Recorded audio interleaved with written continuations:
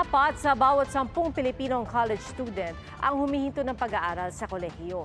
Yan pong lumabas sa pag-aaral ng Second Congressional Commission on Education. Kaya may panawagan ng komisyon sa mga higher education school. Saksi, si Nico Wahe. Nag-pre-med student mula 2016 hanggang 2017 si Gabi, pero huminto. Nag-shift sa ABN Communication at lumipat ng eskwelahan noong 2017.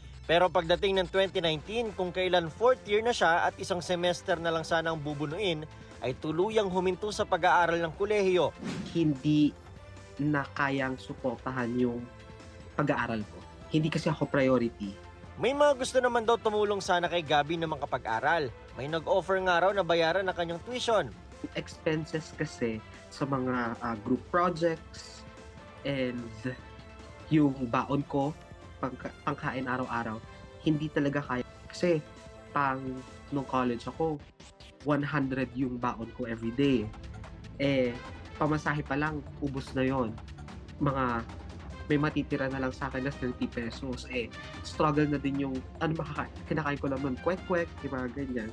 Option naman daw talaga ang pagiging working student. Ang kaso, baka hindi rin kayanin ng katawan ko. But I have friends and workmates who are actually pinagsasabay yung pag-aaral at saka yung trabaho. Well, nakikita ko yung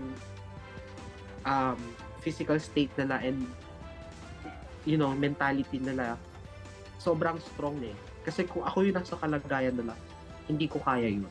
Hindi ganon ka-strong yung mentality ko. si Julian naman, 2012 nang huminto mag-aral sa kolehiyo. Aminadong hirap sa pagbabayad sa tuition ng kanyang magulang noon sa kursong Information Technology. Na-feel ko naman po, although na hindi naman talaga nila sinasabi sa akin technically, pinipilit naman ng parents ko kahit na alam kong nahirapan sila, na nangungutang sila, talagang nabaon-baon sila sa utang. Nadagdagan pa ang kanyang dahilan na huminto sa pag-aaral nang mabuntis.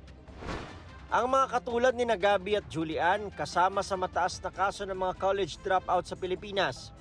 Ayon yan sa report ng Second Congressional Commission on Education o EDCOM-2.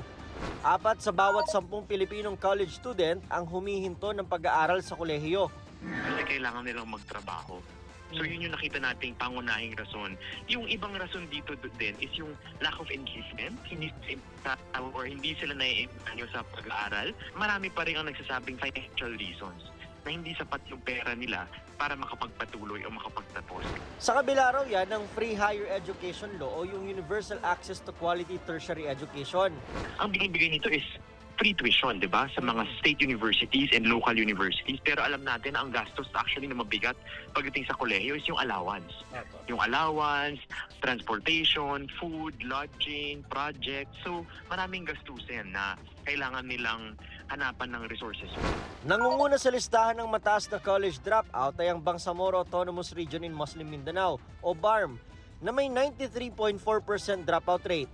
Poverty rates are still worse or severe in BARM. Pero ang dalawa pang dahilan na nakikita ko is peace and order is still an issue in some areas of BARM. So hindi natin pwedeng baliwalain yung dahilan na yun.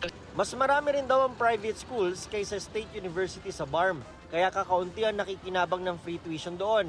Sino yung mga nakatira sa mahirap na lugar, sila pa yung walang easy access to higher education kung wala namang SUC sa area. Kasi hindi kaya ng LGU na magtayo ng LUC. May panawagan ng EDCOM sa mga higher education school.